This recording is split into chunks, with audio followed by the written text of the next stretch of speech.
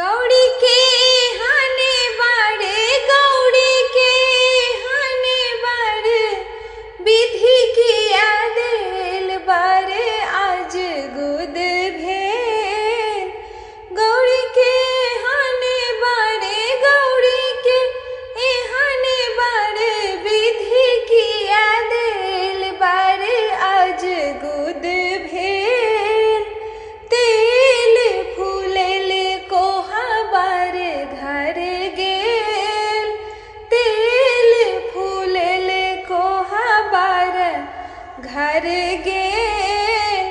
कोबरे में भोला बाबा कोबरे में भोला बाबा भस्म ले पीलेल बारे आज गुद भेल।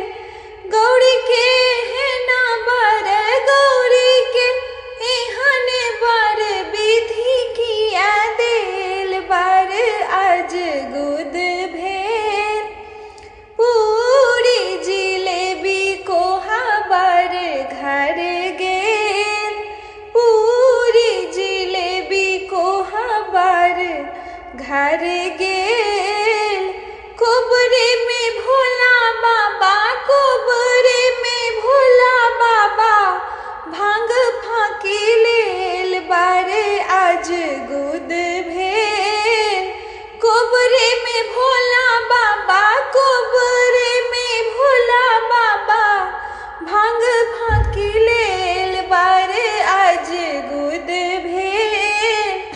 गौड़ी के हाने बाड़े गौड़ी के हाने बाड़े विधि किया देल बारे आज गुद भेल। साले दो साले कोहा बारा घर गेल। साले दो साले कोहा बारा घर गेल।